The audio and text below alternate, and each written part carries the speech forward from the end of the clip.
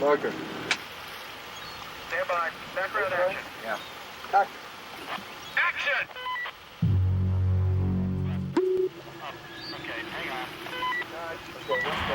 Shark is not working.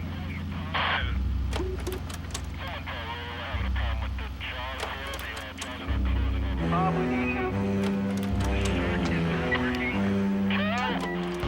Anybody see Roy? The shark is not working.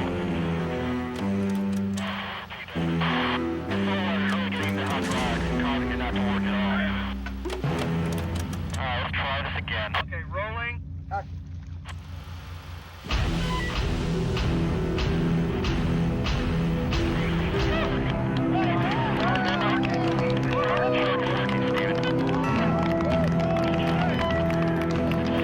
Joe here. The boat is sinking. 3 decades after the release of what many consider to be the original summer blockbuster, stories of the hardships experienced during the filming of Jaws are the stuff of Hollywood legend.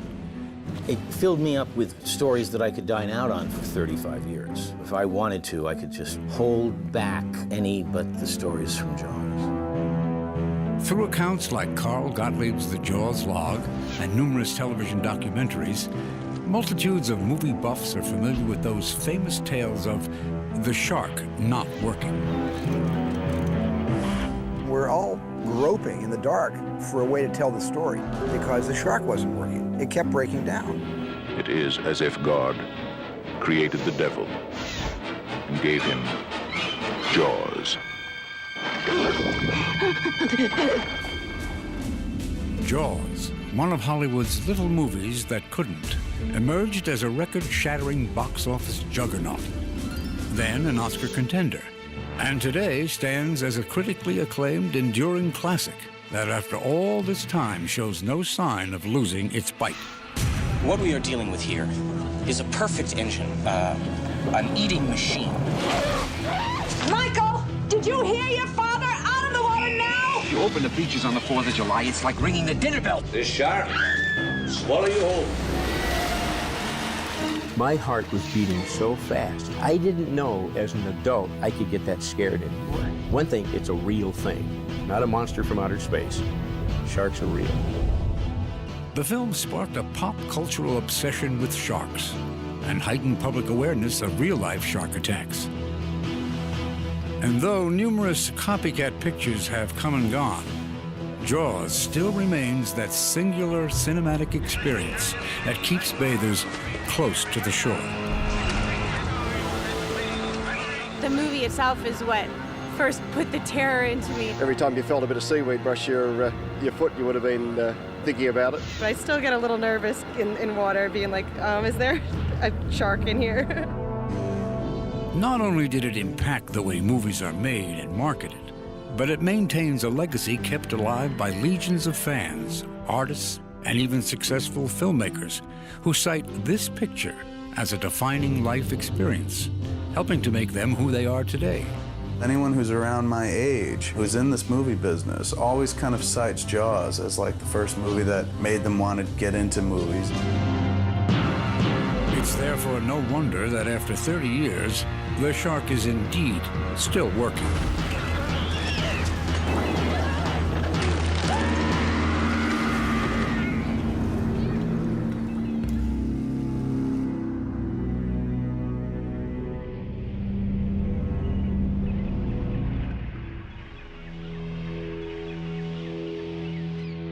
When I was writing Jaws, I knew that it could not be a success. It couldn't be a success as a novel because, first of all, it's a first novel and nobody reads first novels. It was a first novel about a fish, so give me a break. Who cares? I knew they couldn't make a movie about it because the technology was nowhere near good enough to make a great white shark, and I knew you couldn't catch and train one. So I had no sense that this was going to be a success beyond just being published. Until the movie had been open for a while and the paperback was selling millions of copies. And even then, who would have guessed that down the road it would have had any currency? I wouldn't have. Making Jaws, still looking back 30 years ago, was the toughest filmmaking production experience I've ever encountered. Nothing's ever come close to the production difficulties of shooting an actual special effects movie, not a digital effects movie, that was many, many years later, but a mechanical effects movie, not in a tank somewhere in Malta or some safe tank somewhere in Florida, but in the actual Atlantic Ocean. We must have been complete idiots to have even expected to have an easy ride in the middle of the ocean making a movie. The ingathering of all the mystical tribes and shamans and crazy experts that floated in under the banner of Universal to make this movie had overlooked in that it was the first film ever really shot on the ocean. They hadn't really known that before. The approach that Spielberg had then, remember that he was fresh then, he was new and young, and he insisted that this movie be shot on the ocean, and that alone was an innovation, because Universal at the time would normally have gone to a back lake and shot on the lot, and he wouldn't let them. We all gained a tremendous respect for the sea, for nature, for currents and tides, for waves, for rain and sun, and overexposure to both. We started shooting on the 1st of May, and we were supposed to shoot until June 28th. If you're really quiet, you could hear someone laughing. The movie went on for, what, a total of 7 months, something like that, almost a year. If you figure when the first crew got there, and the first special effects people, and then the actors came, and then, you know, just went on and on and on and on. And we thought we were going to be there for the rest of our lives. It's not the time it takes to take the take that takes the time. It's the time it takes between the takes that takes the time that takes to take. The sea conditions have been so impossible that it's really hurt our schedule and, you know, put a general somber note behind the scenes on the production, because we've been here 105 shooting days. And we were only scheduled for something like 65 or 70. And they started the shoot without a cast, without a script, and without a shark. And that was, you know, after May 1st. And we're going, and we're shooting. What are we shooting? I don't know. What are we doing? No, because he'll be so energetic. He'll be screaming and yelling, "It's a great way, it's a great way." I knew it all along. And there's only... It's hard to imagine a world where Steven Spielberg isn't a household name.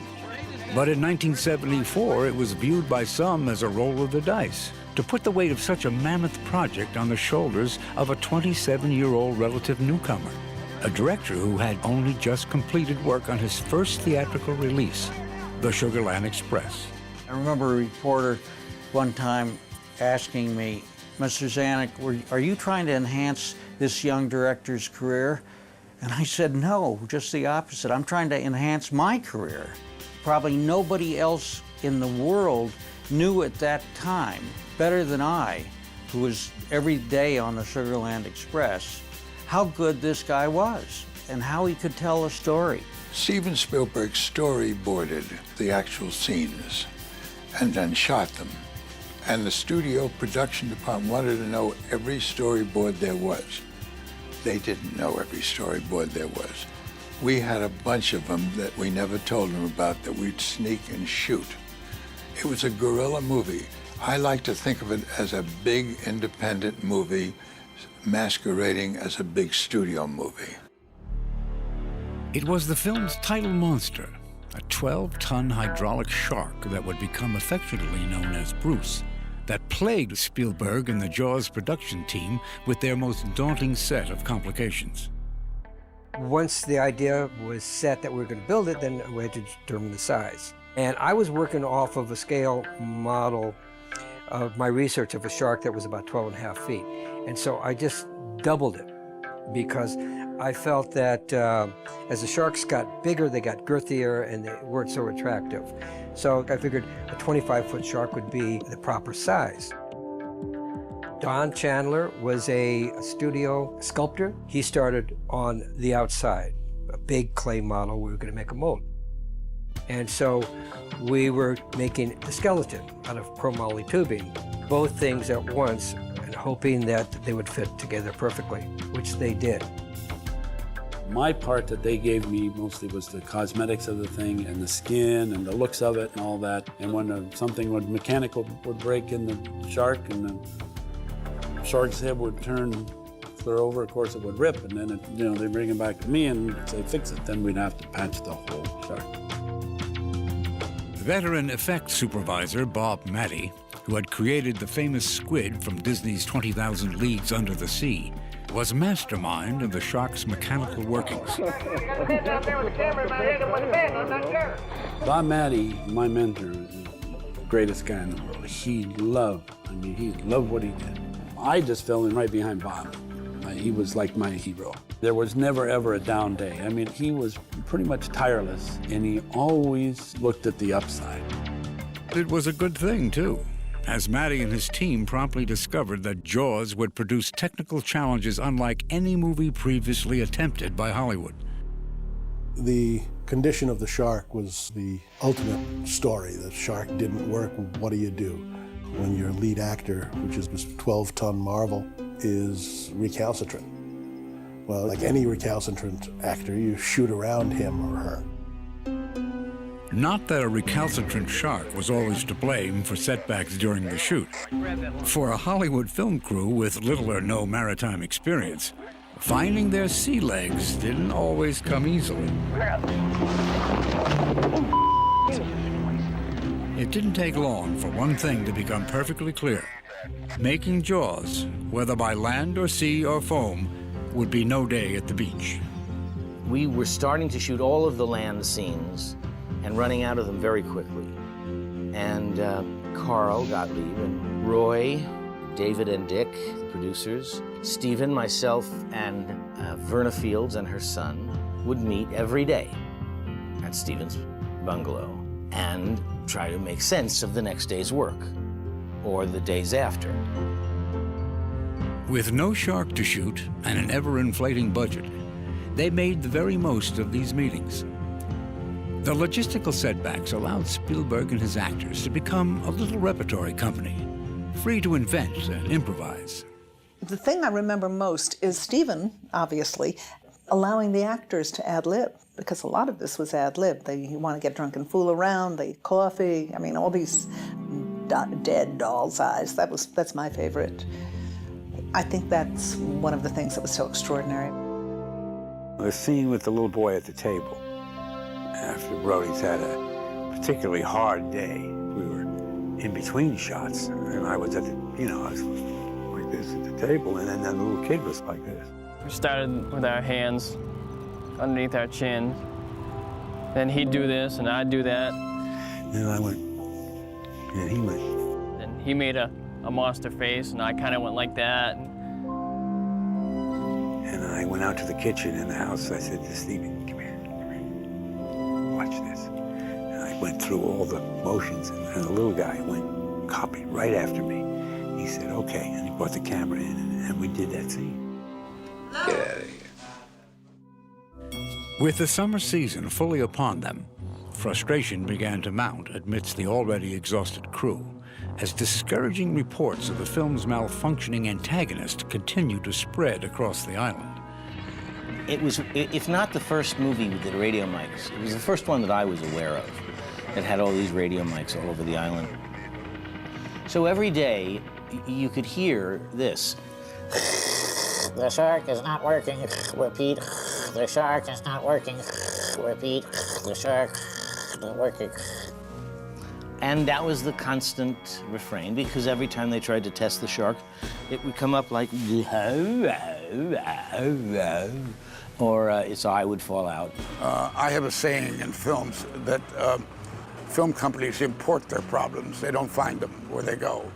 And in our case, we imported our problem, and that was the shark.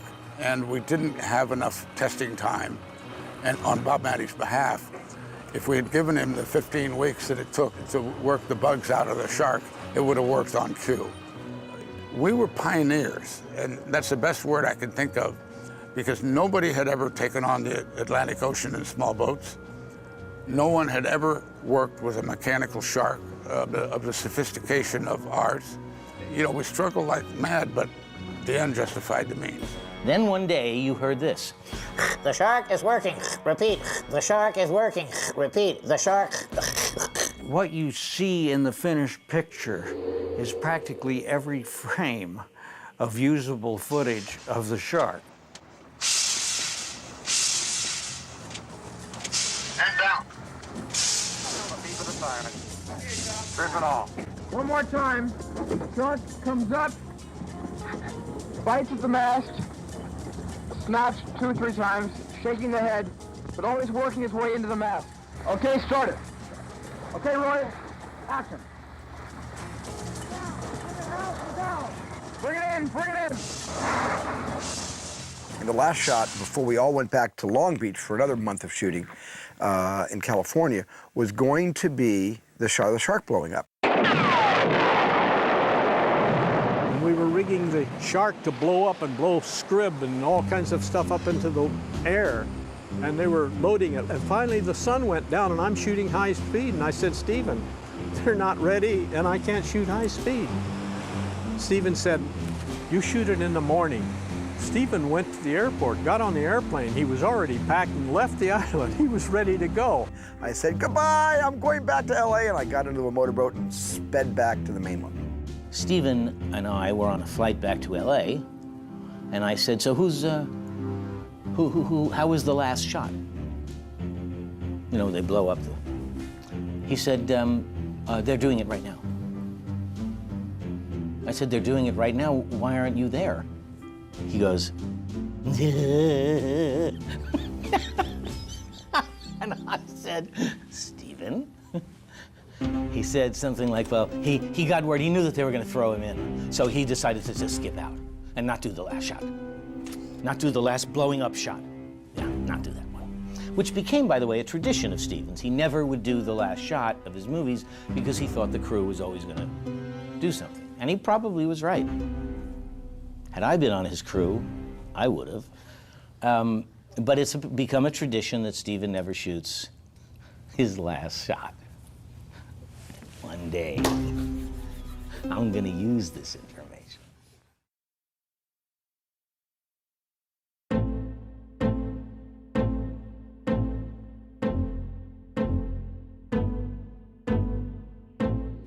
With the production of the film completed, and Benchley's book already a raging success, the makers of Jaws braced themselves, hoping the fruit of their labor would live up to the reputation of the novel that inspired it.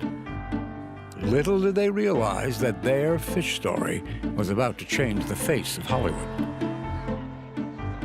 I couldn't really see beyond all of the screw-ups that were apparent to me and were more apparent than anything else. And so in my ignorance, which is pure ignorance, I was saying, oh, this is gonna be a disaster. And then we made this movie that crashed into people like a speeding truck.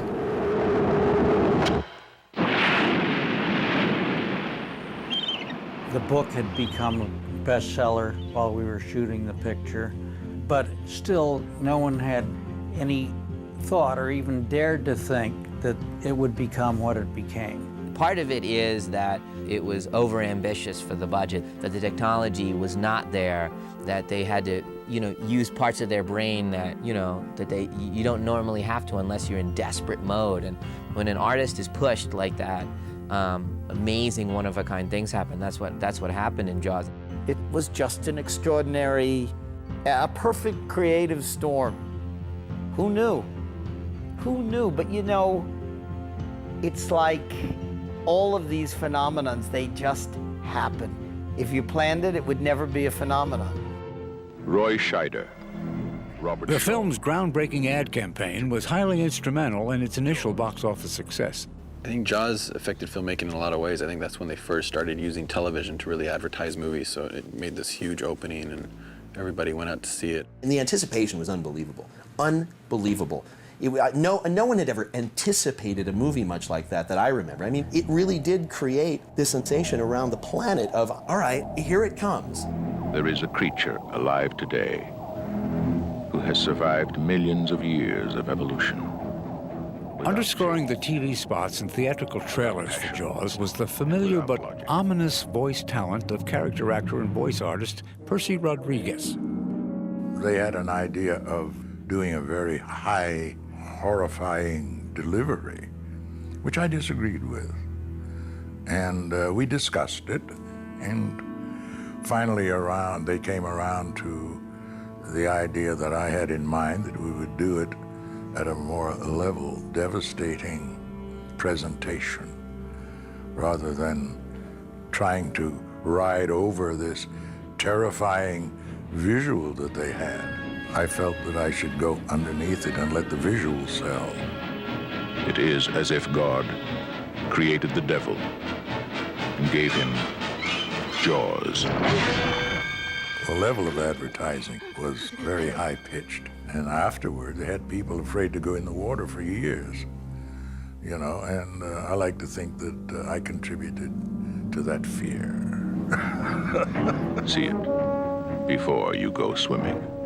Everyone who grew up around that period knows the voice. He was the gateway for a lot of people, you know, into the Jaws universe. He was like the weed to what would become the crack of Jaws, you know? It's just like you had to get through Percy and Percy's dulcet tones that drew you into that movie and then got you hooked in a big, bad way. Once Jaws premiered, it demonstrated just how hooked moviegoers were and marked a decisive turning point at the box office. The buzz generated by advanced screenings demanded that it become the first movie ever to be released in over 400 theaters. And it could have been even more. When the screening in Long Beach, California took place, Lew Wasserman, the chairman of the board of Universal, asked Hy Martin, who was the head of distribution, to cut back on the number of theaters.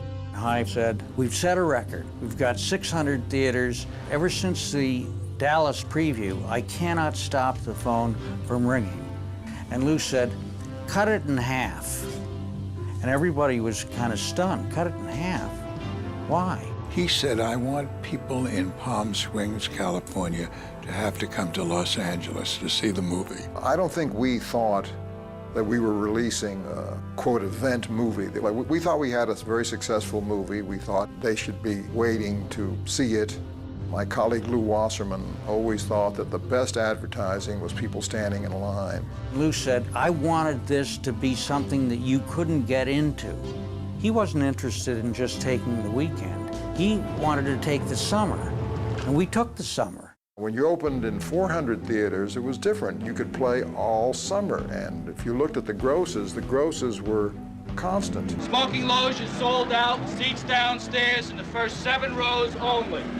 When the movie was out for like weeks and months, I would still be going to the movies, not to see a new movie, but to see Jaws again. And, you know, one for Jaws, and they'd look at you like, again? You know, it's like, dude, just give me the ticket, you know?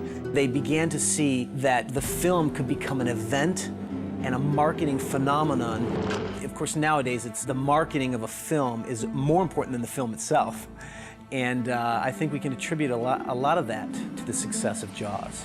It happened to work on a very mainstream level, on a mass audience level, but the movie itself was so incredibly solid and beyond solid, just exceptional from end to end, that when people throw together their summer movies and the eye candy stuff, they just tend to forget that that movie was a lot more than just eye candy.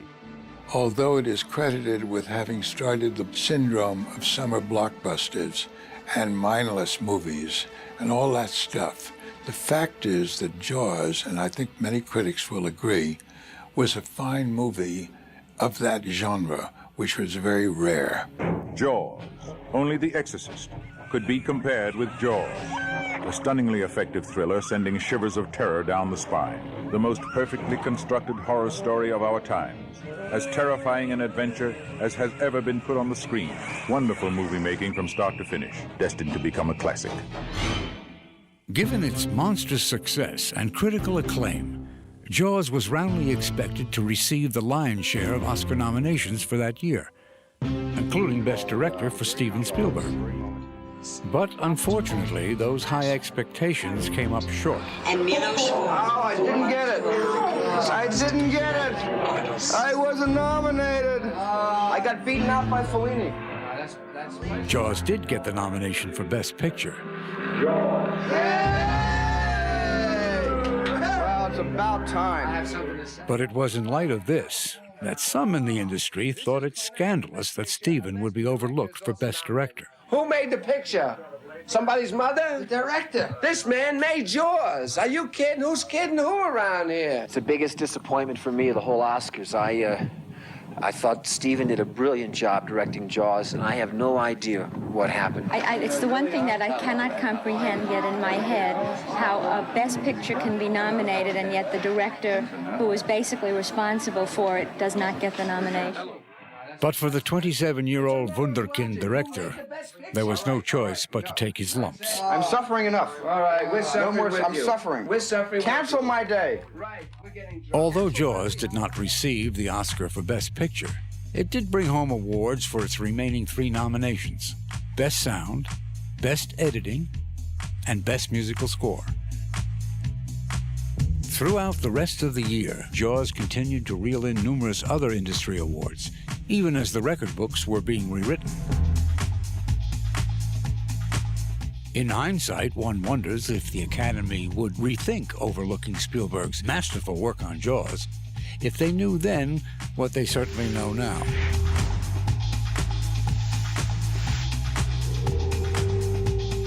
Of course, a much-decorated career still lay ahead for Steven. A now legendary career that encompasses perhaps the most popular and diverse body of work ever created by an individual director, making Steven Spielberg one of the most influential figures in the entire film industry. And it was all jump-started by Jaws.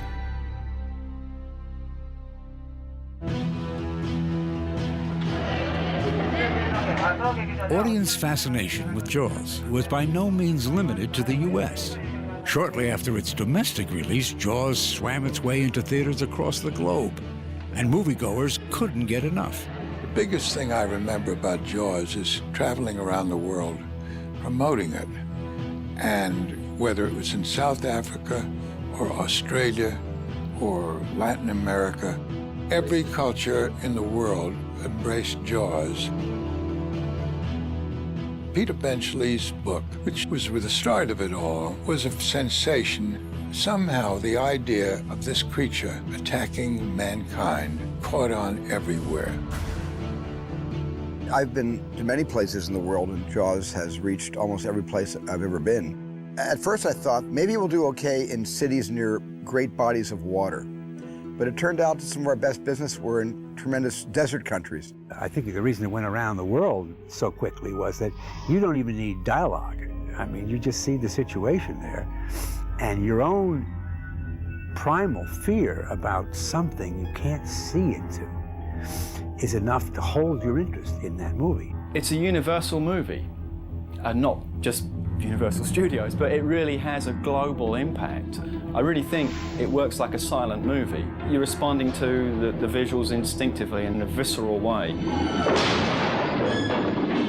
The coincidence of that, plus Steven's innate talent as a filmmaker, made a film that will live. It has to live. It's not going away anywhere. There's no culture on earth that does not have that film and show it. It was shown in 40 countries, in 17 different languages. If you forgot what terror is like, the original Jaws is back. And then there was the merchandising blitz. Almost overnight, Jaws became a cottage industry, and suddenly sharks meant big business.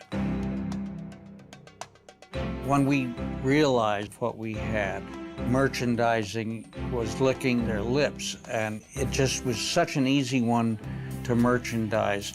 It started obviously with what everybody does with the t-shirts, but it went from there. Everything kind of mushroomed with the release of the picture. I even had a toilet seat that when you open it up, it was a big shark facing you. So, I mean, everything, lunch pails to barbecue sets, it was incredible, and one of the first big merchandising events to take place in connection with the movie. Though 3 decades have come and gone since the Jaws merchandising frenzy, for some voracious collectors, the summer of the shark never ends.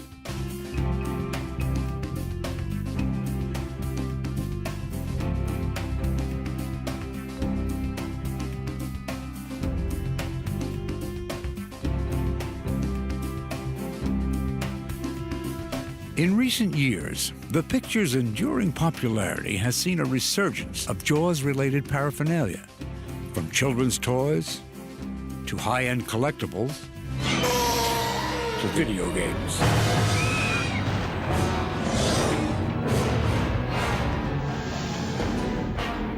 Another milestone in the evolution of entertainment was the commercialization of the making of Jaws. Though commonplace today, capitalizing on a picture's behind-the-scenes accounts was rarely, if ever, seen in the mid-'70s. I'd always been interested in movies as something more than just sitting there and passively observing them. The Jaws log by Cole Gottlieb and Edith Blake's book, The Making of the Movie Jaws, both of those were inspiration for making me interested in films. Well, Jaws as a film to me is, first of all, my favorite film. I watch it once a year. And when you examine the film in its finished state and you look at the process of making the film, or you read Carl Gottlieb's Jaws log, or you just read the other histories, or as I remember reading about it even as a kid, it's almost like film school in a movie. I remember in film school reading an interview with Steven Spielberg, who said that he was Jaws obsessed, and that his favorite book was the Jaws log, and that he carried it with him everywhere. And I thought, okay, I'm on the right track. That book became my Bible. And I read that book over and over and over. Well, in the beginning, when the book was first conceived, it was kind of a hasty afterthought to the marketing plan. The original intent was for there to be a three-parter. The book would be written from Steven Spielberg's point of view, he would contribute a third. From Peter Benchley's view, he would contribute a third, and Zanuck and Brown would contribute a third as producers.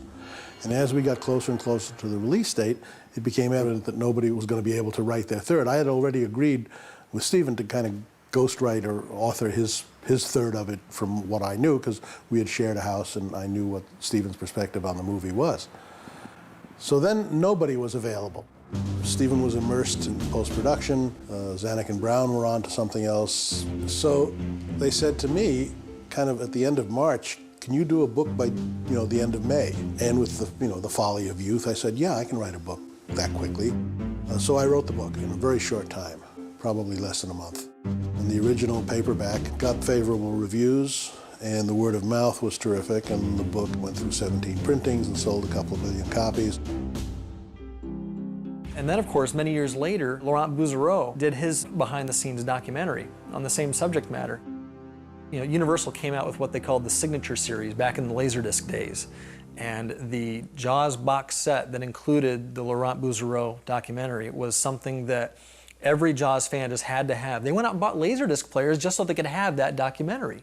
When I got to the Jaws documentary for the Laserdisc, I felt that I'm gonna try to do a Bible or some kind of a reference to that particular movie, because how many times do we get to sit across Steven Spielberg or Peter Benchley and the cast members, but you want to get all of their different perspectives.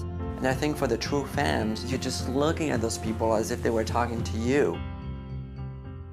I had seen all those pictures of Brody's son in the arms of the stuntman, and I always wondered, that's not in the movie, and yet that picture was used to promote the picture, And I was always wondering, what is that sequence? What is that scene, And finding the footage of that was amazing, Seeing that when the shark comes into the estuary, it's just a fin, I thought that's pretty amazing. Finding that footage of the building of the shark, doing all the tests dry, and then getting the big surprise it doesn't work in water. I mean, it was just amazing. I felt like I was doing what I had been sent on Earth to do, to discover all that stuff, and to make sure it was preserved. Because a lot of it, I think that if there had not been DVDs today, I think a lot of that stuff would be totally lost today. Always an important step in advancing public awareness of a movie, both during and after its theatrical run, is the film's poster design. And in the case of Jaws, few images have become more emblazoned on pop culture than this one. That image is iconic and was responsible for getting a lot of people into the theaters to see Jaws. What kid wouldn't want to go see that movie? It's almost like a bullet before it hits somebody, and the fact that it leaves it all to your imagination is what, the poster of Jaws did so well. It conveyed all the emotion that is aroused by the fear. And you just got it. The minute you look at that image, you got it. Jaws' poster is the Bible of how to do it, you know? That's all you need to know. You know, you don't need to know about the main characters and their arcs or anything like that. Big shark, pretty girl, bad situation. One of the things that happens when you do an iconic film is it becomes a touchstone for other artists and other comments. The Jaws artwork became an element of political cartoons, you know, for years. In fact, the shark and swimmer were used to represent virtually every issue in the political spectrum.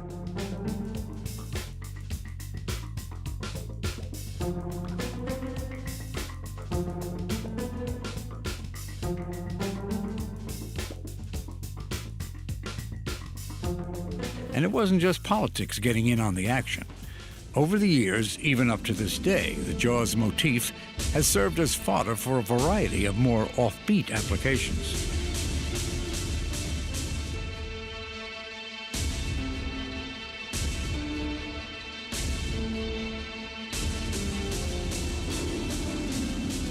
But what today has become a pop culture icon actually had very humble beginnings.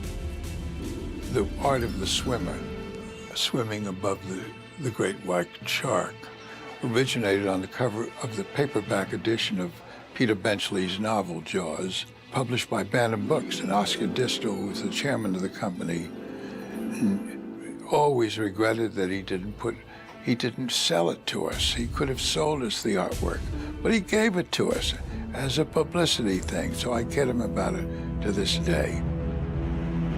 One name that is not as well known in the annals of Jaws history is Roger Castell, the artist who created the legendary image. Castell was a seasoned paperback and magazine illustrator working in New York, whose skills were increasingly in demand at the time, and the assignment was simply one among many.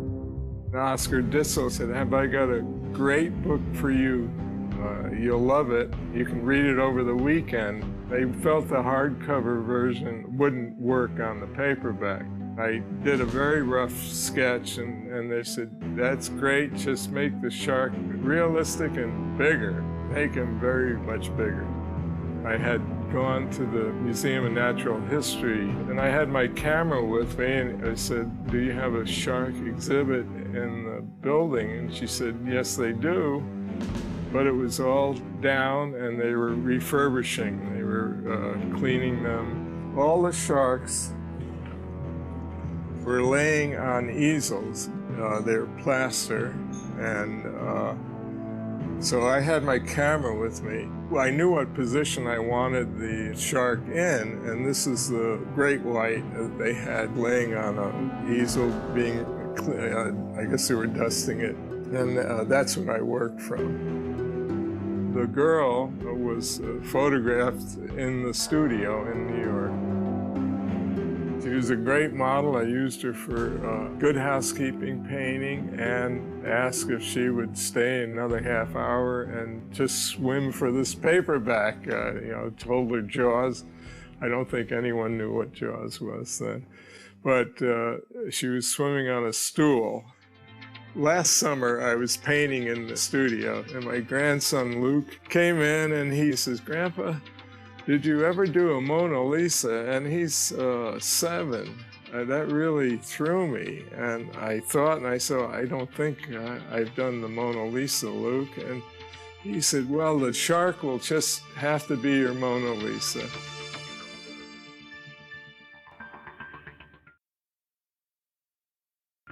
Da-dun. Dun dun dun dun dun dun dun dun dun dun dun dun dun dun dun dun dun dun dun. Dun dun dun dun.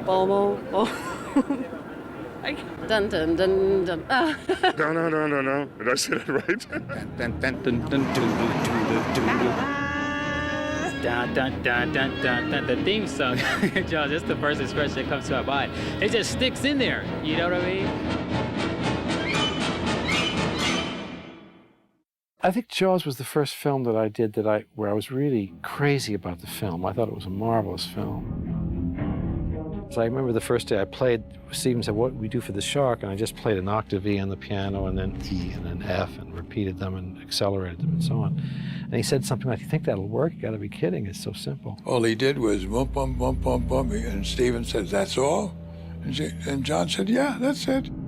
Well, I think John, who's prescient about all the movies he scores, he sees deeper than we do about our own work. And I think he saw something deeply primal about Jaws, and he decided that it needed a primal response. It needed a primal sound, something that was atavistic, something that was extremely basic, and something that was unforgettable and would be almost a kind of a siren to warn you that something was coming to get you. When you associate the image of that shark coming in for the kill and you hear that John Williams score, boom, boom, boom, boom, boom, boom, it's that perfect storm again. It's the right image for the right music. It doesn't happen all the time. But boy, when it does, you never forget it for generations, obviously. The Jaws theme was so provocative and symbolic of the shark that he saved us, really, because the many times that we didn't have the shark, all we had to do was point the camera out to sea and play his score, and everybody screamed. And half the film, you don't see the shark. You don't have to. You hear that theme, and it puts it, oh my God, he's out there somewhere, and he's going to get somebody. I just think it was the most brilliant couple of notes that he's ever written, because it's lived beyond the movie, and it's become the thing that kids do with each other when they're playing in the pool. You can always creep up on somebody and go da-da, da-da, and in the post-Jaws world, it means something. In Australia, they use the shark theme as a warning sound on the beaches. I love that in the loudspeakers. Bum, bum, bum, bum. Bum, bum, bum, I'm out of here. No one would stay in the water listening to that music. Every movie after that, whenever you saw any kind of a monster beast, especially sea stuff like a shark, octopus, whatever, it was like the pounding, boom, boom, boom. Da-dum, da-dum. Don't. Da-da-da-da-da-da. Don't. Da-da-da-da-da. That song gives me the creeps. What do you mean? It's our theme song. It's very flattering, you think, oh great, that's, it's whatever I've written has made it to that level. That's one reaction that I think is natural, and I'm always pleased about it. The fact that it gets up off the paper, into the orchestra's hands, out through the microphone, and around the world, back into my own living room, which is my own studio where I've been working sometimes years later, is quite a miraculous, electronic trip that composers in preceding centuries would never have had the pleasure of experiencing. So we're lucky that film and recorded music and so on has the reach that it does.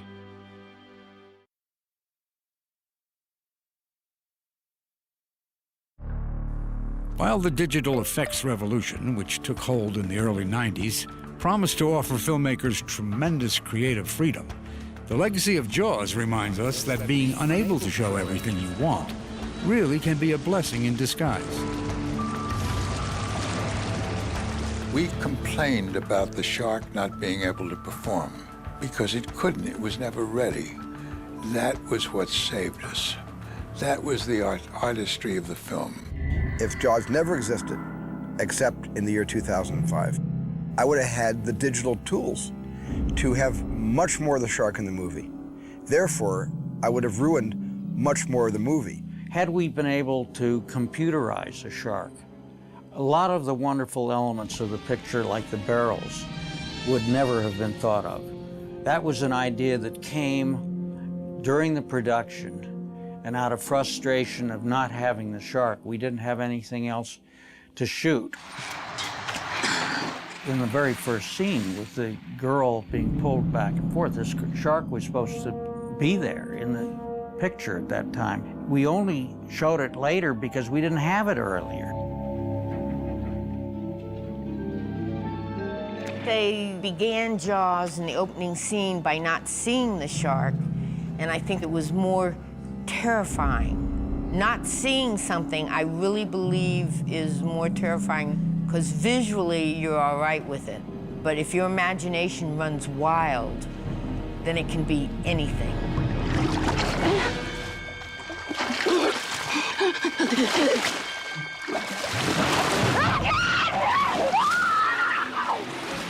I did that because the shark kept breaking down.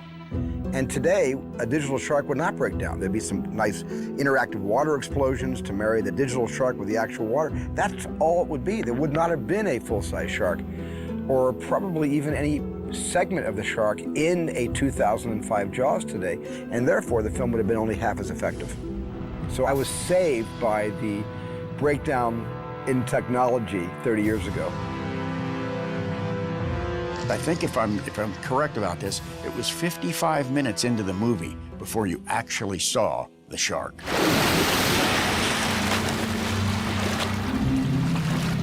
One of the things that makes the picture more believable is that you can't do many things with that shark. You know, you have one shark that goes right, one that goes left, and one that goes straight ahead. Almost made it more believable, because you couldn't do any fancy stuff with it. And I can't help but think that filmmakers today would want to do a lot more with that shark. In today's movies, everybody's trying to top, you know, themselves, and they're trying to top others, and they're just trying to do it bigger and better. And sometimes bigger isn't better necessarily.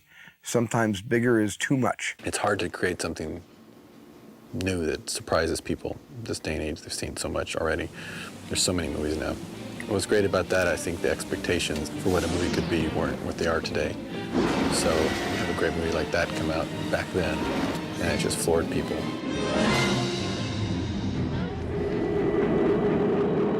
I cannot tell you how many people have come to me and said, because of Jaws, I will not go in the water to this day.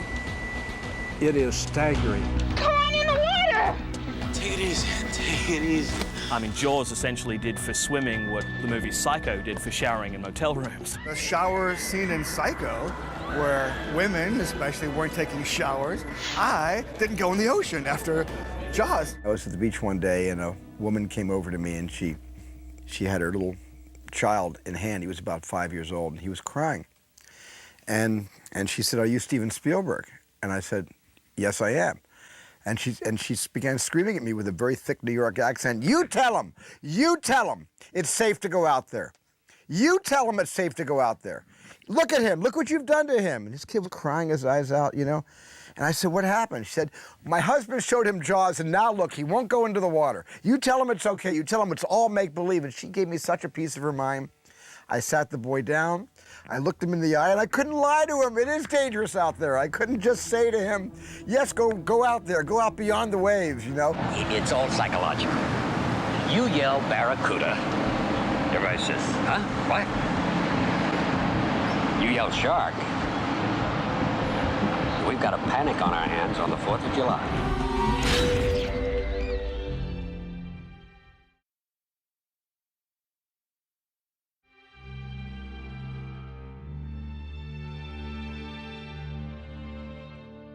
You know, the structure of Jaws is just so perfect. It just breaks up into these beautiful acts, and it's like, you know, problem, you know, finding the answer, and then the third act of we're gonna go get this shark. It's such a beautiful mythological structure. Is this monster about things in them? I got no spit. As all great storytelling is, you know, that the characters learn something about themselves, you know, their phobias, the things that they're lacking. Why are they chasing this thing, you know, the white whale? It's Melville. It's Hemingway. It's the ancient prophet Jonah.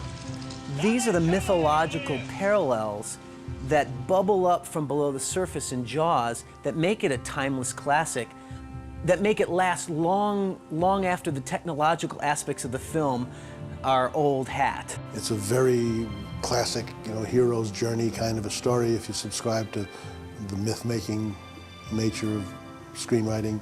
It has all the ingredients that are not culturally specific to a generation's views. It's not Depression America, it's not Vietnam America. It's a little timeless island with only the human values of, you know, fear or jealousy or heroism or shark obsession. Part of what succeeds about Jaws is the simplicity of the way the story was told, and the fact it's 3 men in a boat. when we come right down to it, you know, 3 survivors who all have problems with each other.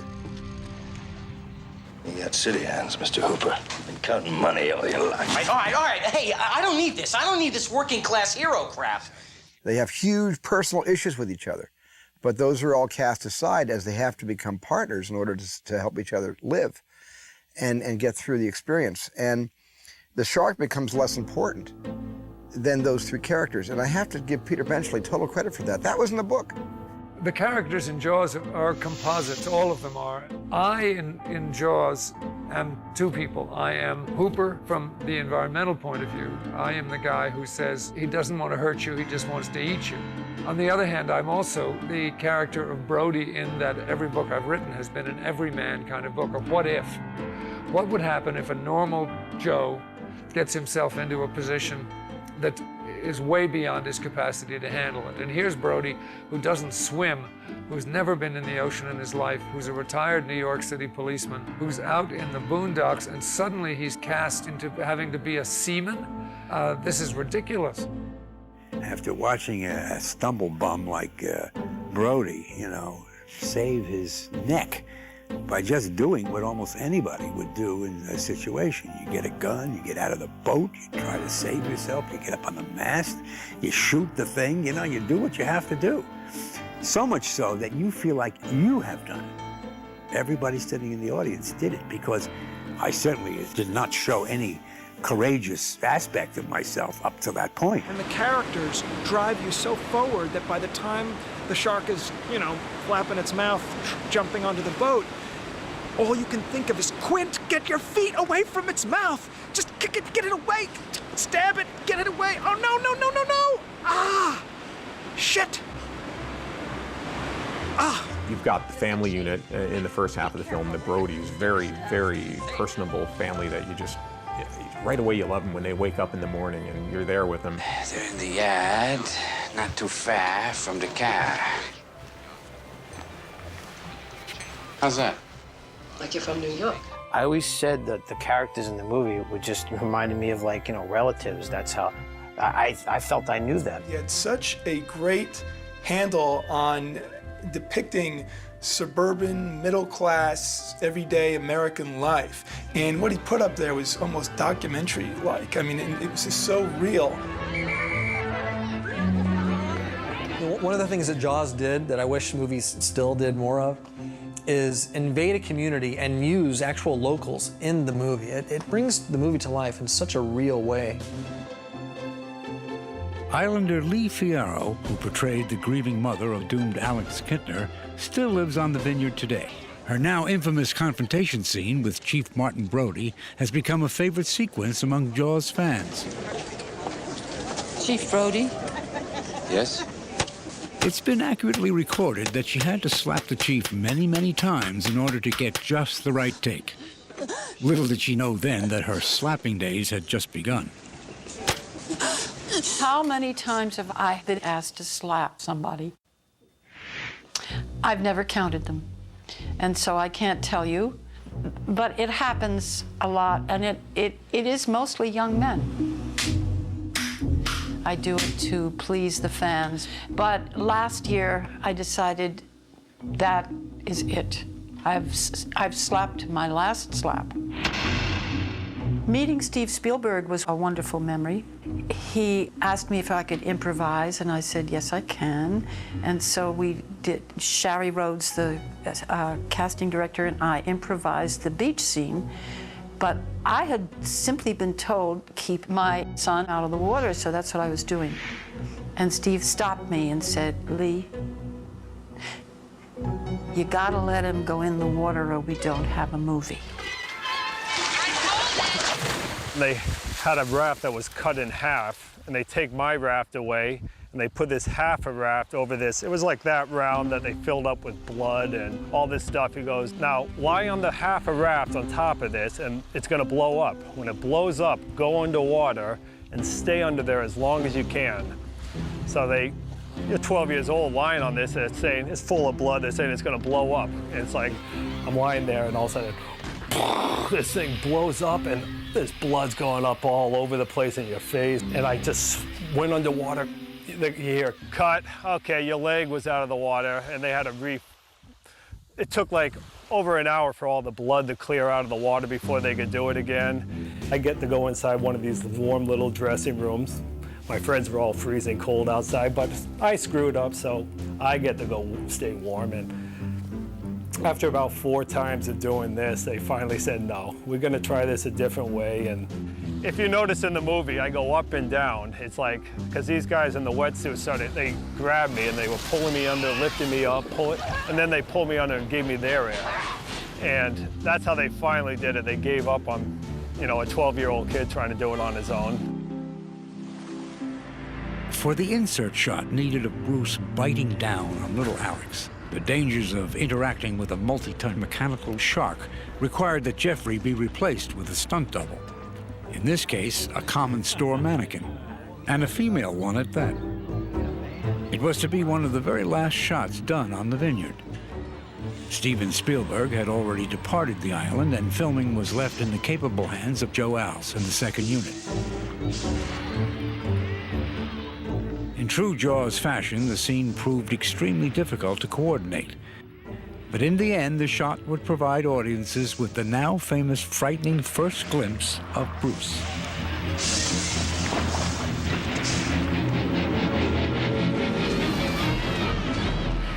You folks were born here, right? Yeah, I'm an Islander.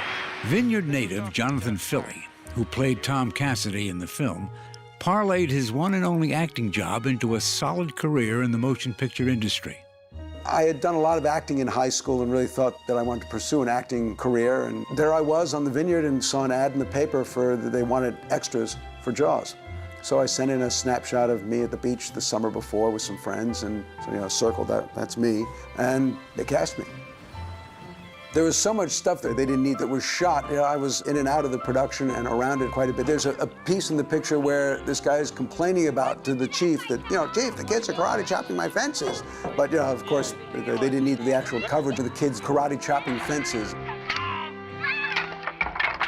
What I really cherish about this movie is having grown up on Chappaquiddick. There's that wonderful scene of, when they come over on the Chappaquiddick ferry, and the guy running the ferry is this old fella, Dick Hewitt, who passed away 15 years, 20 years ago. And Dick was, an integral part of my childhood. And just seeing Dick, it brings back so many memories. For some fans, no pilgrimage to Amity is complete without looking up some of the many uncredited Vineyard residents who make appearances in the film, regardless of how minuscule their parts. Richard Dreyfuss yells at me, "Ahoy, sloop, do you got a paddle?" And I say, "Yeah, I got a paddle." But you got a paddle on the boat? I got a paddle. And that was my one big line. I quit, Mr. Quint. I quit. My part was Quint's mate. There was a boat named the Scup Bucket. I had all the camera crew. So coming home, Spielberg says, "Will you do me a favor?" And I says, "I'll try to." He says, "So will you take a speaking part with the dog?" And I said, "Yes." So I went to clean up a little bit, and they told me I had to get dirty again. So didn't have to shave. I couldn't shave anymore. I'm Henry Carrero, and I was one of the 2 guys that claimed we caught this tiger shark that you see was right on this spot. And of course, it turned out to be the wrong shark. Right in this area, we had the shark here, hanging by the tail, which is a real one that we were told cost, I don't know, maybe $10,000 to have it caught off Florida and flown up here special in a box. And they called him Oscar. So we got a lot of use out of that thing. But smell, oh, that tiger shark really got right. I didn't know who Dick, my partner, was till I met him that morning. And we hit it off very well. Funny, he's a character in his own right. I immediately just clicked with this guy, and we started, cracking each other up and making jokes. Henry's a very, very quick fella, but he ad-libs very well, and we played very well off of one another. Gentlemen, the officer asked me to tell you that you're overloading that boat. Of course, Dreyfuss, he said, "Well, where's a good restaurant around here?" Or whatever his line was. And I turned around and said, "Well, come straight ahead." Oh, big laugh, right? Yeah. And he left it in. Well, then can you tell me if there's a good restaurant or hotel on the island? You walk straight ahead. They're all gonna die. Spielberg said, just say what comes into your head. I'm going to stuff your friggin' head in there, man, and find out if it's a man, all right? Come on. So we had this guy who did an article in the local paper on Cape Cod, and he talked to Sherry Rhodes, and he says, boy, you have an Abbott and Costello going here. She says, no, I just have 2 Costellos. Got a deep throat, Pratt. Yeah, well, but what kind? What kind of shark? It's a tiger shark. A what? There's one guy that pesters the hell out of me every time he sees me. He walks up behind me and says, "A what?" That's probably gonna be the most famous thing I've ever said in my life. A what? Mom, I got cut. I got hit by a vampire. Then 12-year-old Chris Rebello, who played Chief Brody's elder son, Michael, remained on the Vineyard until his untimely passing from a heart attack in the year 2000. Chris was a friend. We grew up together on the island. Working with Chris in the movie, he was a brother, another brother to my family. On set, we used to fool around and play, and you know, sometimes Steven would say, "Okay, that's enough. It's time to get back to work. Let's do our thing." After the movie was done, he didn't do any more acting. He went on to work for the Steamship Authority with my brother, Tommy. Then that's where he worked until his passing. Yeah, we really miss him. Really miss him. Perhaps no Islander gained more notoriety for his involvement in Jaws than the late Craig Kingsbury. Craig's gruff and blustery demeanor had made him a local legend in his own right, and his portrayal of fisherman Ben Gardner a favorite among Jaws fans. They advertised for some person who was a fisherman, a local, who could help Robert Shaw with his accent. Robert was a refined British actor until he met my father. And then my father told him stories about this island and the people who live here. And unfortunately, I think Robert Shaw believed them. He fell hook, line, and sinker, and so he began to repeat them, and he was interviewed on the air telling these totally outrageous stories about the local community. You've got rich people here. There's a lot of skeletons in the cupboard here, you know. There's more incest going on in Martha's Vineyard than probably any state of the United States. Oh, yes. And they were mostly lies, which is what my father was best at. They'll wish their fathers had never met their mothers when they start taking their bottoms out. My mother, when I took her to see the movie in Boston, we came out of the theater and she said, "That Spielberg, he is a genius. Finally, somebody has found a use for your father's empty head." Of course, Craig's most memorable scene did involve his head, but not the rest of him. In fact, it didn't even take place at the Vineyard. 3,000 miles away in Van Nuys, California, Spielberg resourcefully created that most shocking moment as an insert shot, and he used little more than a foam life cast of Kingsbury and a swimming pool. Steven had just come from the answer print with Verna at Universal and had signed off on it. And here we were on that very eve doing an extra shot that we were going to try to get in the next day. That scene had already been shot, but it wasn't done to shock the audience. And so I went to Verna Field, my film editor's swimming pool, borrowed a pool, because I didn't have one. I didn't have enough money to have a swimming pool in those days because Jaws hadn't come out yet, and I was a poor director then. We had a small replica of a hull that I'd put together in Joe Alves' driveway, and I basically held my breath underwater and put the head of Ben Gardner through that hole when Frankie Sparks came up with the flashlight. But I remember I timed it to get it for maximum shock effect.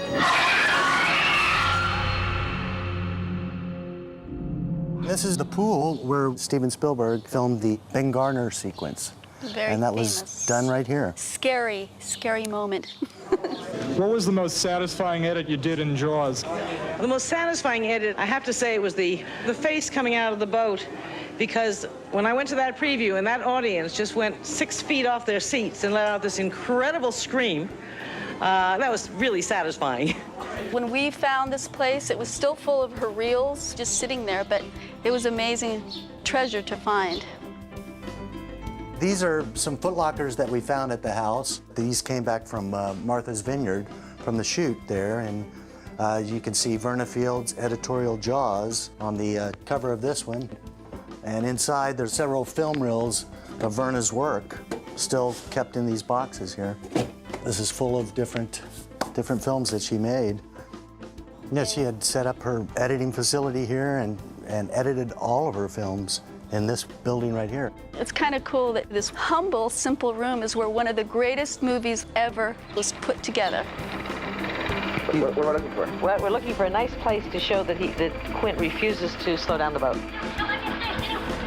And here we have the moviola that Verna Fields used to edit Jaws. Every second of the Jaws film passed through this machine by the hands of Verna Fields. That's special.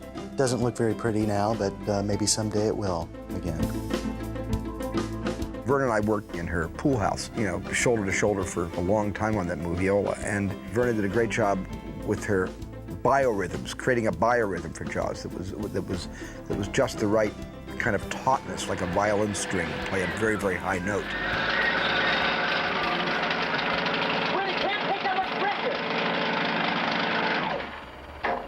That's the spot, Steve.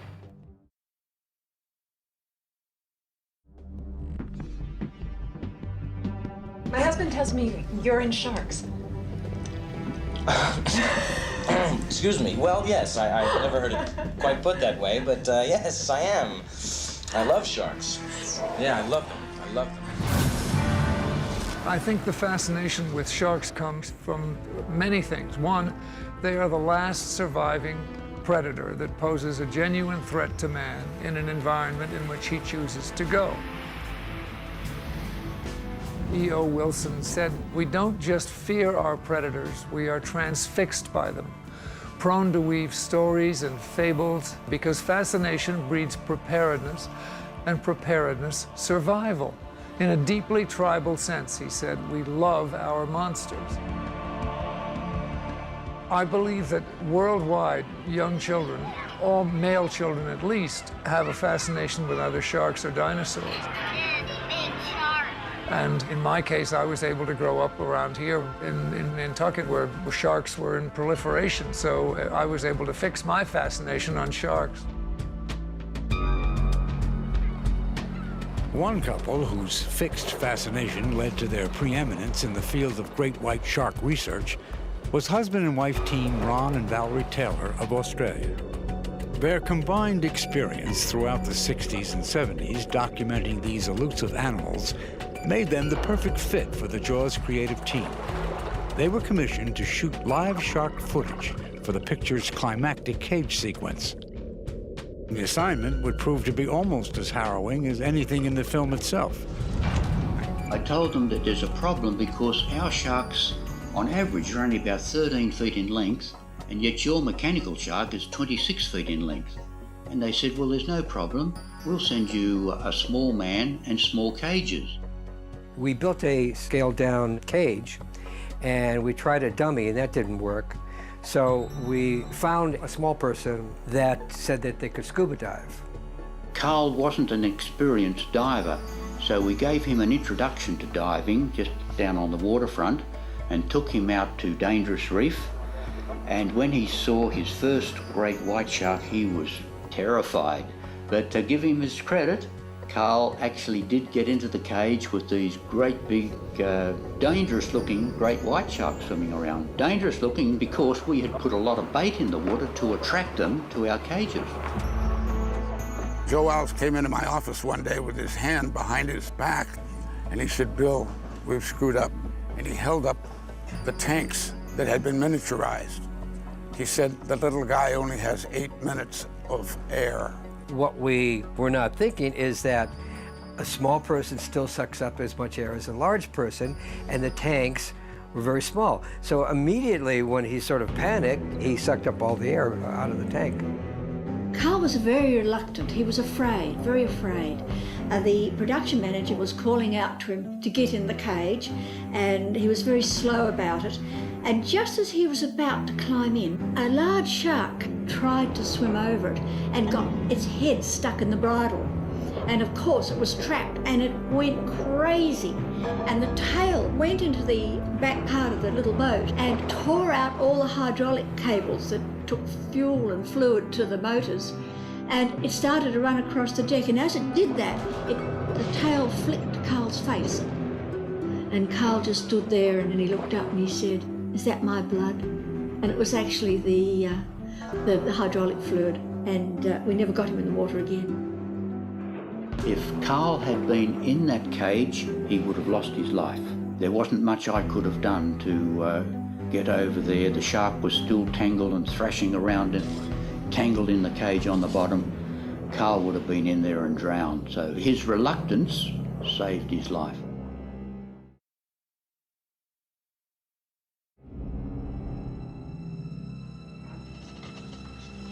$1,100 men went into the water. Vessel went down in 12 minutes. Didn't see the first shark for about half an hour. Tiger. A very little credited writer who made the biggest breakthrough on Jaws, which was a writer named Howard Sackler, whose idea it was to give Quint the Indianapolis speech. Even though it was John Milius who wrote the speech. I mean, Howard Sackler wrote like 2 paragraphs this big. John Milius wrote a 9-page monologue for Quint to say. And then when Robert Shaw, who himself was a writer of The Man in the Glass Booth, read Milius' 10-page, he says, I can't go on for 10, 15 minutes just talking. Let me have a crack at it. Shaw took the speech and himself edited it down to 5 pages.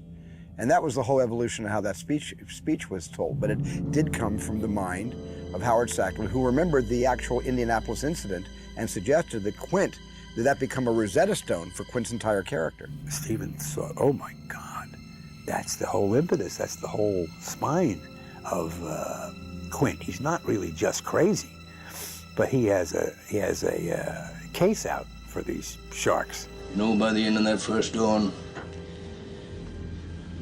lost 100 men. I don't know how many sharks, maybe 1,000. I don't know how many men, they average 6 an hour. The SS Indianapolis was top secret when Peter wrote the book. So it wasn't in it. He would have used it, I think. And then before the making of the film, it had been unclassified and Steven used it. The world learned of the USS Indianapolis through Jaws, and it was a perfectly accurate depiction as far as I know. Peter's domestic housekeeper called him the day after the movie opened, and she said that she wasn't coming into work the next day. And when he said why, she said, my son was on the SS Indianapolis and I never knew how he died until now. Well, he'd been bitten in half below the waist. The U.S. naval cruiser, which delivered the atomic bomb used on Hiroshima, completed her mission, but was then sunk by a Japanese submarine. Out of her complement of 1,196 sailors and Marines, an estimated 300 died upon impact, and the rest spent 5 days in shark-infested waters before they were finally rescued. Only 317 survived. Anyway, we delivered the bomb. Robert was a pretty Promethean character, truly bigger than life. A man who intimidated me, who scared me, who exhilarated me, and I liked him and I hated him, and he had my number. You know, he could get me, and he always did. He really thought Dreyfus needed a slapping down. A young punk with no stage experience. He made me doubt that I could do things I knew I could do. Like one day he said, "You couldn't dive off the top of the Orca." Yes, I can. No, you couldn't. Can do. And I couldn't. Shaw would say, "Look at you, Dreyfus. You eat and you drink and you're fat and you're sloppy. Your age, it's criminal. Why, you couldn't even do 10 good push-ups." He'd say, "I can do 20. And Shaw would say, "You can do 20 good push-ups?" He said, "Okay, Roy, you're the referee. Tomorrow morning, we're going to see if Dreyfus can do 20 good." As soon as Shaw left, I said, "Dreyfus, you know how many people can do 20 good push-ups? You are not one of them." Couldn't do it. He psyched me. And because he psyched me, I was always like on guard. But I also really worshiped him as Robert Shaw. He was a grand artist as an actor. He was a wonderful writer. I think in those years I was very much appreciative of those things. And had circumstances been different, we might have worked together again. Farewell and adieu to you fair Spanish ladies. Farewell and adieu, you ladies of Spain. On August 28, 1978, at the age of 51, Robert Shaw died from a heart attack. But his legacy lives on. His now mythic portrayal of Quint continues to be remembered by celebrities Farewell and adieu, my wee Spanish ladies. and fans alike.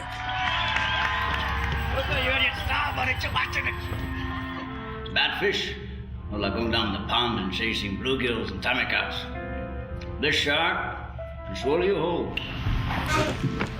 Mayor, Chief, ladies and gentlemen. Commemorations of the film's central characters and scenes show up in the fine arts as well. Exquisite depictions from sculptors, painters, craftsmen, all fans from around the globe, reflect the creative excellence of the film itself.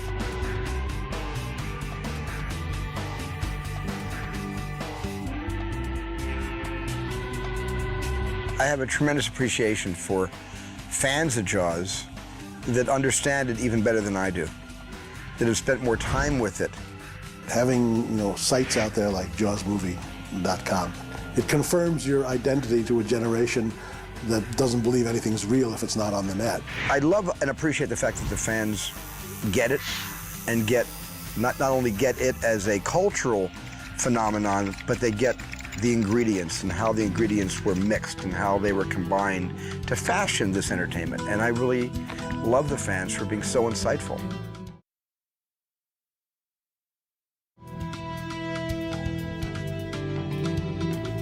At this time, I'd like to present the key to the town of Amity to Mr. Peter Benchley. It was amazing to me to discover what Jaws Fest became. When I first heard about it, I thought it was going to be some rinky-dink gimmick by the Chamber of Commerce of Martha's Vineyard, and they did it so well.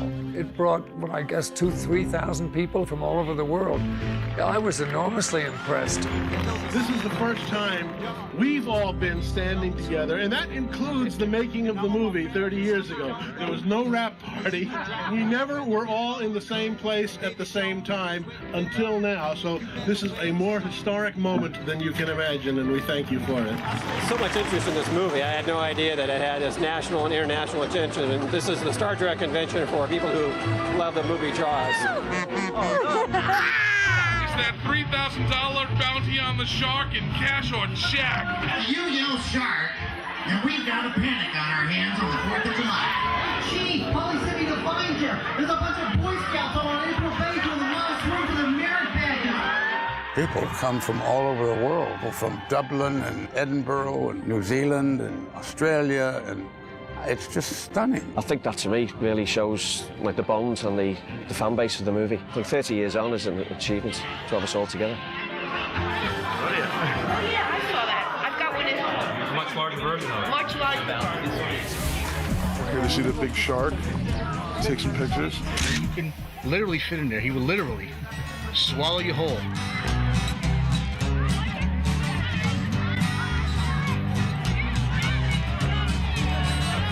Do you know the Muffin Man? Well, say hello. I mean, being called the Muffin Man, I haven't been called that for years, you know? Ladies and gentlemen, the cast of Jaws. This is the first time I saw Jaws on the wide screen in 26 years. The audience, of course, was so into it. I mean, what a great way to set up watching the film. You've got the ferry going by behind the screen. Salt air is filling your lungs. To see about 3,000 people sitting there watching the giant screen, it was the Jaws version of the Rocky Horror Picture Show.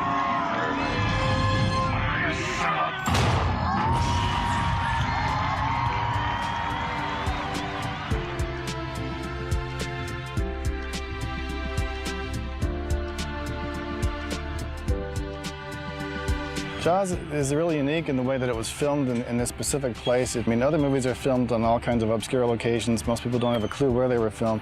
Jaws was right here all over this island. and you can't really get away from it even if you wanted to.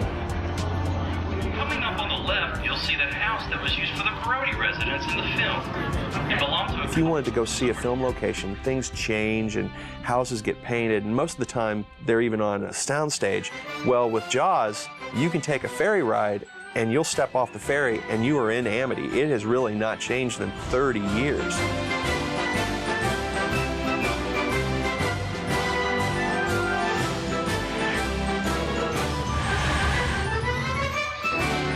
I do know that people come here on a regular basis. Jaws questions are probably some of the top questions we get in our visitor information centers. They ask us quite often if they can still see some of the locations where scenes from the movie were filmed. The answer is yes.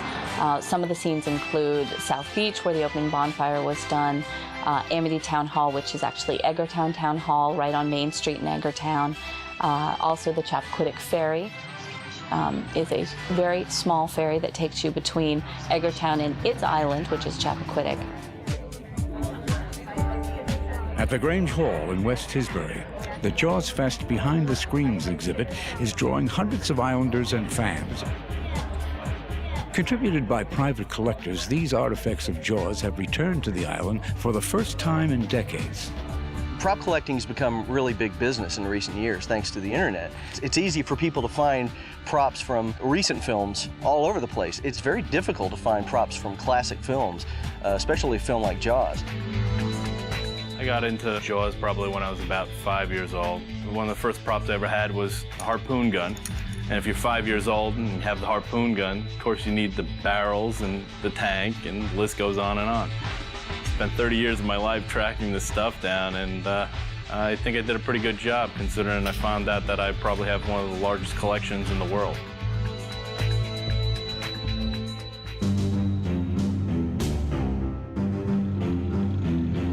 And whatever happened to the ultimate Jaws prop? Quint's trusty fishing boat, the Orca, which served as a floating set for nearly 4 months of shooting at sea.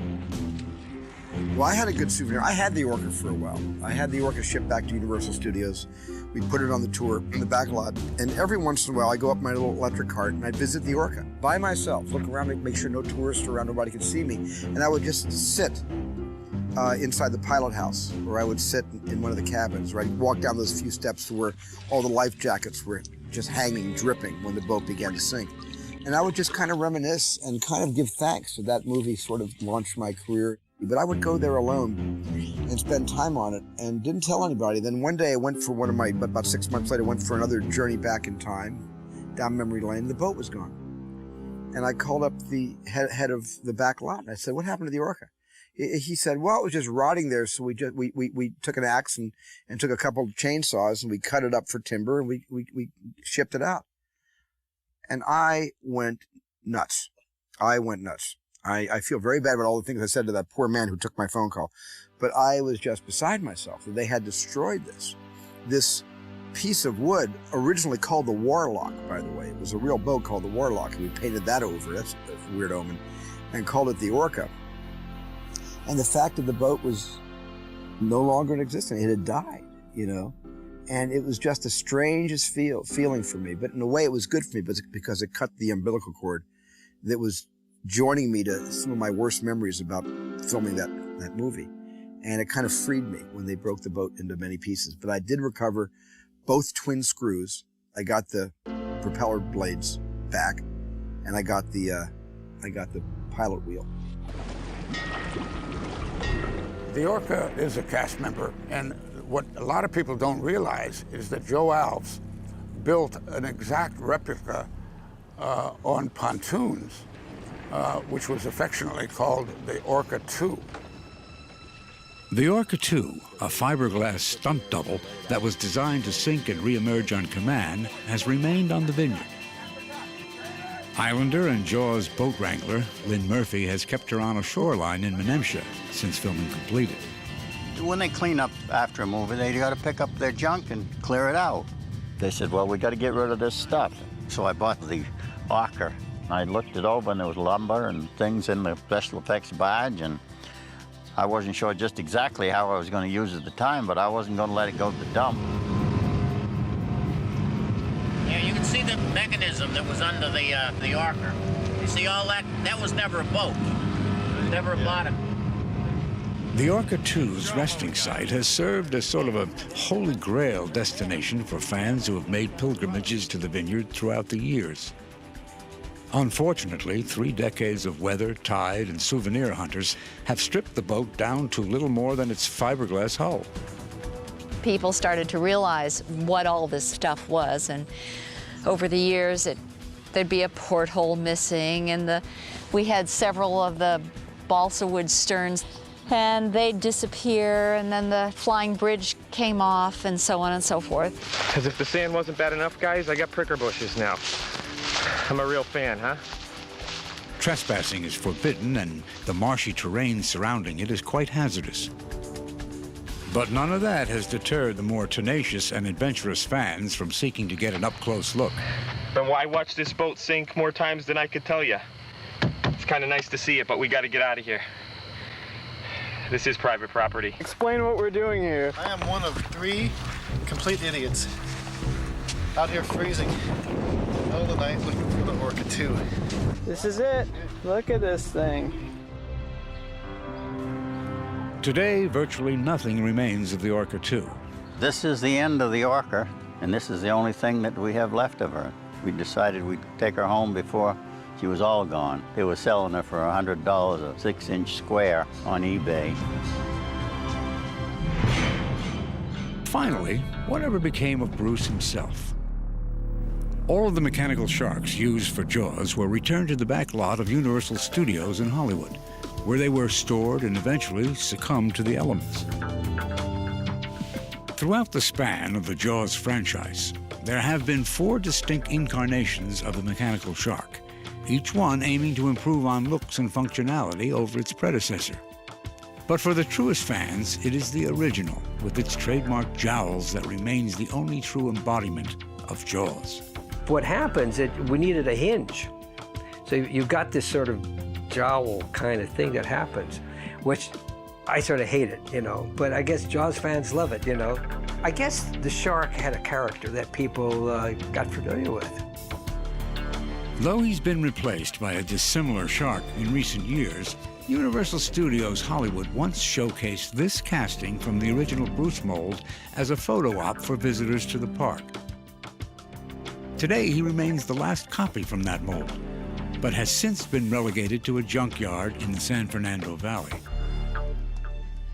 Universal Studios, with locations in Hollywood, Orlando, and Osaka, Japan, has kept their attractions up to date throughout the years. How many of you saw the film Jaws? But the lasting popularity of Hollywood's model blockbuster has assured it an enduring place in all 3 theme parks to this day.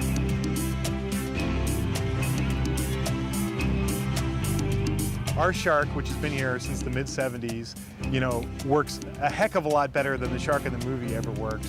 But the reason I think it rates so highly still to this day is because Steven was so good at using the camera as the shark. So 40 minutes into the movie, when you finally see the shark, you're so terrified of it. And I think that's still in people's minds when they come here and ride this attraction. They're terrified of the shark before they ever see it. So we don't have to do a whole lot to make people scream, so it's great. The backlot shark itself has even made cameos in other Universal productions throughout the years, usually being played for laughs. But whether for humor or for screams, one thing is certain. At Universal Studios, even after 30 years, the shark is definitely still working.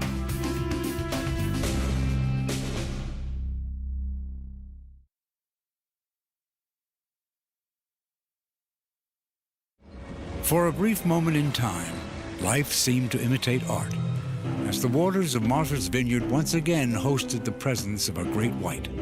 Only this time, the shark wasn't constructed from rubber and steel. September 21st, I'll never forget that date, 2004. The big why is why that shark swam not only in shallow waters, but way up into a very tight, shallow estuarine system. What motivated that shark to get in there, we'll never know.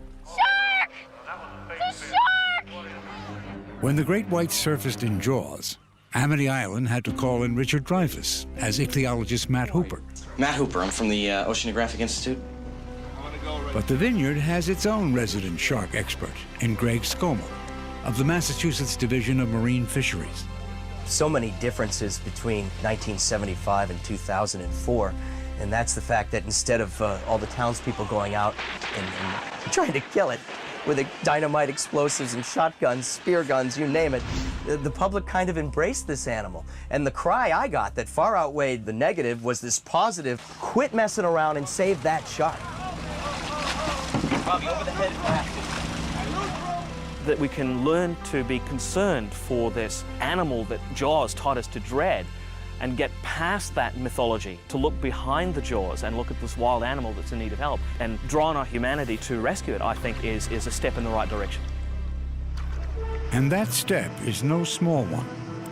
Despite infrequent but highly publicized shark attacks in recent years, the general public's attitude towards sharks has indeed come a long way since the 70s. One of the problems of creating a perfect villain, a machine that kills and eats and makes little sharks, is that the public quickly subscribes to that easy view of the shark as dreadful enemies. Jaws and its sequels, unfortunately, made them easy to dislike. It made people very conscious of sharks, and we then realised that we had to put the facts right to really convince people that sharks are to be respected and we must learn to live with them in the ocean. The great white shark, for instance, has been protected for several years now, and the numbers are slowly coming back. Over the last 30 years, the science has evolved, so we understand that sharks have a place in the ocean, and it's an important place. Environmental groups like Environmental Defense, the New England Aquarium, and others with whom I work have found that the association with Jaws draws people to at least listen to what I have to say. So it has given me the opportunity to have a third career in the sense of being a spokesman for the environment and for the oceans. Look at that animal, will you please? He is just magnificent. One of the great freedoms that Jaws gave me was to learn about the ocean that I had written about, so that for the past 30 years, Wendy and the kids and I have been able to go around the world, diving with all of these animals of different kinds, learning the problems that they face, the truth about them, having to do with sharks, for instance. If we could harness all the interest in Jaws, from the fans of Jaws to the enthusiasts for Jaws to the people who see it and who learn from it and who are liking it, into a protection movement for the oceans, we'd have a massive force going.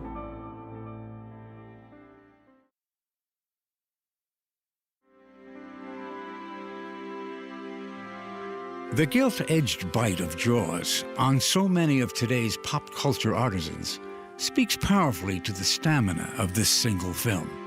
Its extraordinary shelf life has allowed it to function as sort of a creative well from which filmmakers may draw inspiration and innovation. A well that never seems to run dry. Anyone who's around my age, who's in this movie business, always kind of cites Jaws as like the first movie they remember seeing, or the movie that made them want to get into movies or started their love affair with movies. I still remember the first time that I saw Jaws in the theater and how it affected me. I walked away thinking, I want to learn how to do that when I get older. And it absolutely changed the direction of my life in one night. I'm always really, grateful when anybody, especially a young director, comes over to me and tells me that they were in some way strangely influenced by Jaws, and I say, well, great, you're part of our club then, you got it. I aggressively pursued Jaws as a way to learn from the master. I saw the light. I saw Jaws and I saw that's the promised land up there. That's what you have to aim for. It affected me in filmmaking, just wanting to make movies that were larger than life. Certainly, I think it was one of those big films in my life that inspired me eventually to want to go on and be a filmmaker. I think that anyone that wants to make big Hollywood blockbuster movies was certainly inspired by Jaws. Probably every film I make, I'm always evoking Jaws in one way or another. It's like one of the basic films that drives me as a filmmaker. I've worked with Steven on 3 projects, and I still stand next to him, and every time I look at him, I go, that's the guy that did Jaws. That's the reason why I'm here. I hope the picture has inspired a lot of filmmakers. I mean, that's another added benefit. to this whole miraculous event. The hardest thing in the film business is not so much to do something that's usually successful.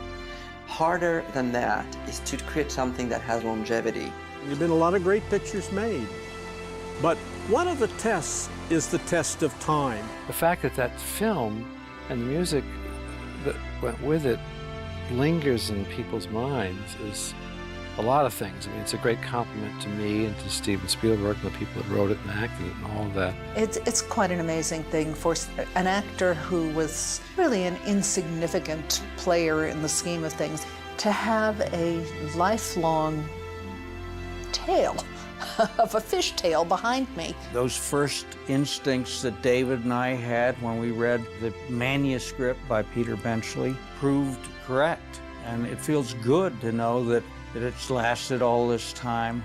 Almost every week or month, somebody who knows that I was connected with the production will tell me where they were. It's like the beginning of World War II, the death of Kennedy. The emotional experience provided by Jaws will go on and on and on and on forever. I mean, who doesn't like Bambi, you know? Bambi goes on forever. Snow White goes on forever. Jaws goes on forever.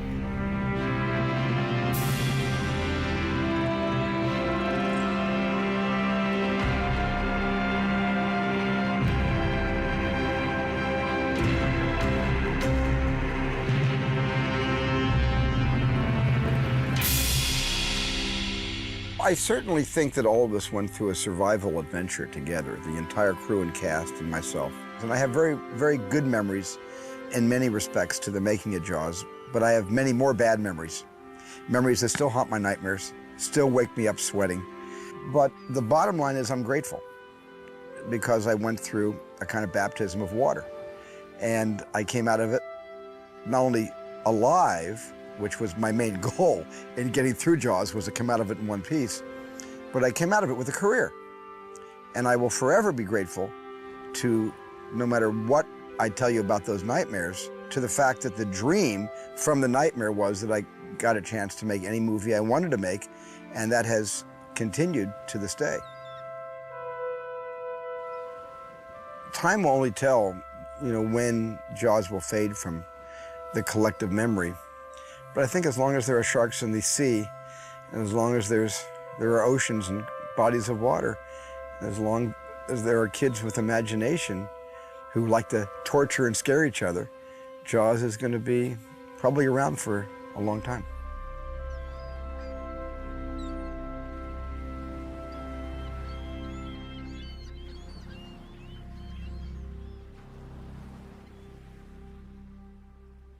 Show me the way to go home.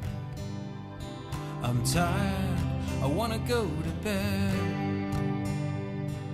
I had a little drink about an hour ago, and it's gone right to my head.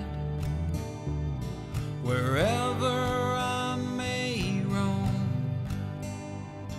by land, sea, or foam, you can always hear me singing this song. Show me the way to go home. Show me the way to go home. I'm tired, I wanna go to bed. I had a little drink about an hour ago, and it's gone right to my head. Wherever I may roam, by land, sea, or foam, you can always hear me singing this song. Show me the way to go home. So show me the way to go home. I'm tired and I wanna go to bed. I had a little drink about an hour ago, and it's gone right to my head.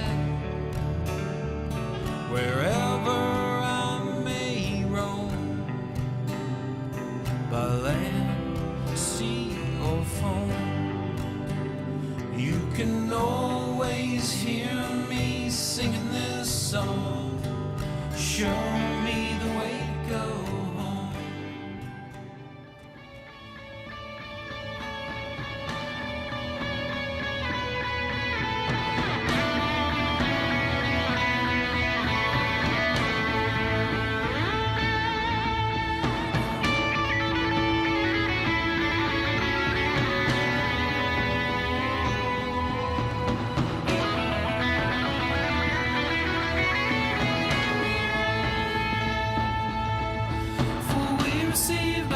With a sail back to Boston,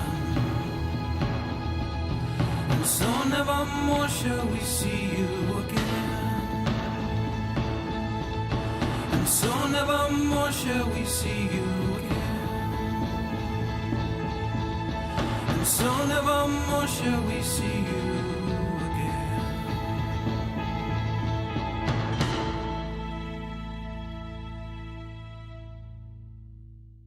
The shark is working. Repeat, the shark is still working. Repeat, the shark is still working.